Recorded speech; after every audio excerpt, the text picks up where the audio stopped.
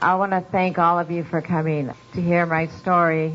I've done a lot of research on the whole internment camp, especially Topaz. That's where we were relocated. And I have done talks.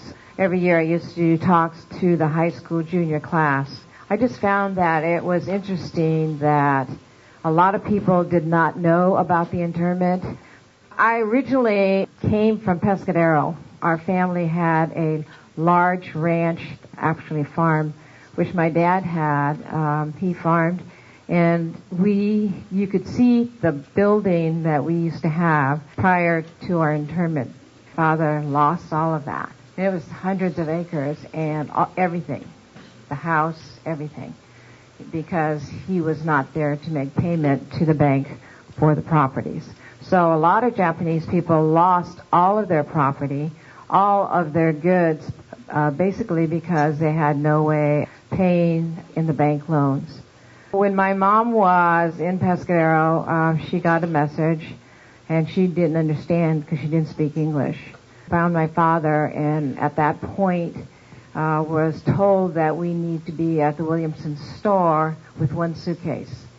And we had a family of 5 people, 3 kids and 2 adults. For those of you that don't know Pescadero prior to the war was a lot of Japanese people.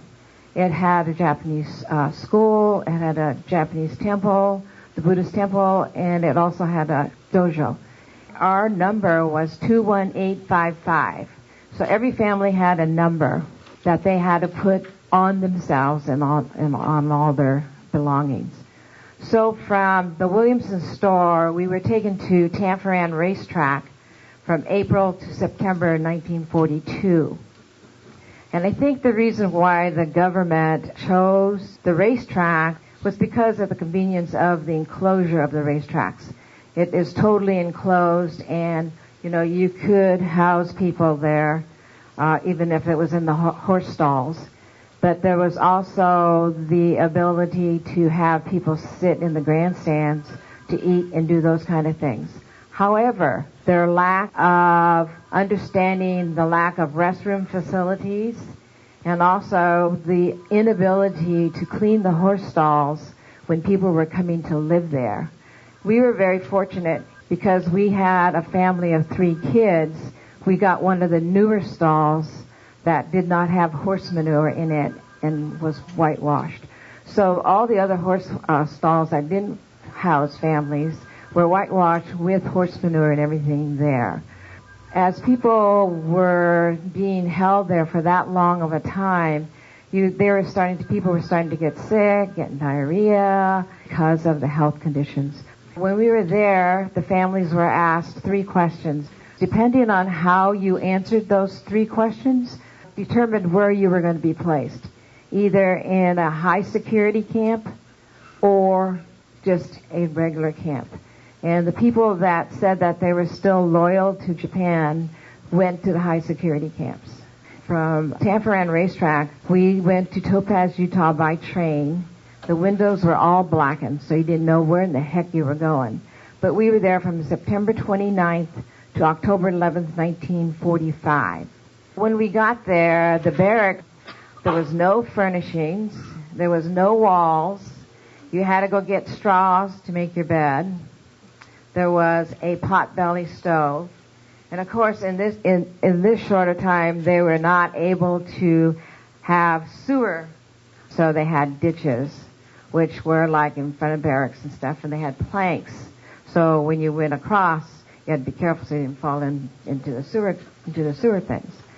There was 12 barracks in a block, and we were in block 25, and I think it was 33, I can't remember, and I think we got moved because my brother was born there, which gave us 6 in our family. We had 5. But in every block there was 12 buildings, a laundry room, they called latrines, and showers, and a dining hall. But in the restrooms there was no privacy, there were no stalls. It was kind of like just open. It was kind of like really hard. You had no identity, what building you were in, where you were at, and all that kind of stuff. They had kids help the older people, especially to find the residents. And in the camp, it was not a really nice, pleasant kind of environment. It was a high wall security with bob fence, and there was towers where guards stood with guns. And they did shoot a little girl in Topaz. When that happened, with the government, the block government people and stuff, decided to start nursery schools because the little kids had nowhere to go and nothing to do. And so I was one of the ones that did go to the nursery school. My mother hand sewed those clothes, and she made her own pattern because they're going to have taking pictures of us. And so since we didn't have any clothes, she made them. So it's really great.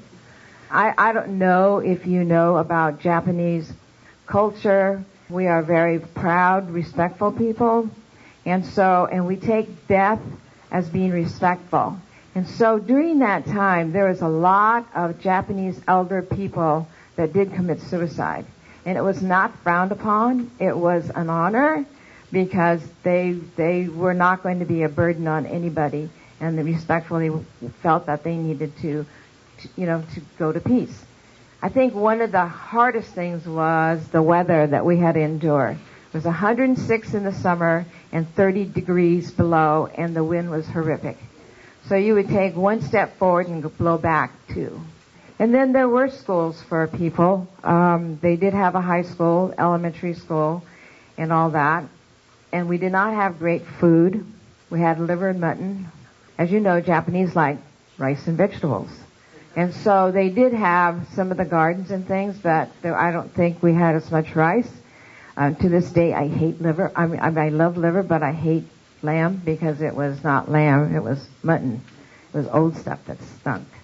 One of the things that they did in the camp was they had block government. And so every block had their own government, and they governed themselves, which I think was really good because this way there they could handle whatever problems and things that they were having in the 12 barracks. Everybody had a job. My father was a cook. I'll tell you, he was a great cook when he came out. And he was probably a great baker. I have never seen anybody take a roll of dough and for pies and roll it out one time, and it was perfect. And so my brother was born in the camp, and there was a tragedy. In the camp, there was no stoves or anything, and so everything was like with an electric cord or on a potbelly stove or whatever. And my little brother, when he was an infant, pulled the hot water off the stove, and he was scalded. And because he was a boy, and this is what my mother said, they did do all the surgery and graft on his face, but not on his neck or on his arms. So to this date, he still has that scar. One of the things that I remember the most about the camp is the baseball games on Sunday. And maybe that's why I have that love for softball and baseball, to this date. And I know that everybody really suffered, but I don't think anybody suffered as much as the Japanese nationality when it came to the war and the loss of their property, their money, and all that. And a lot of people have never been able to recoup that. My dad never was able to recoup all that he had. And I people have asked me, do you think this would ever happen again? And I say yes. And let me tell you why. I don't think it would be as drastic as it was to the Japanese family. However, we have this, and I hate to say it, Clay, we have media and social media that puts fear into people. And fear does lots of things. We've seen it happen here in Half Moon Bay. I've seen it happen on city council. And fear, no matter how much you try to correct or get information out, never happens unless the fear is gone. And until we can get rid of that emotion, this can happen again. When you think about it, you can sit and kind of think all the things that have happened, but I don't hold any grudges, basically because my mom and dad didn't. If they probably did, I probably would have, because you know how I am.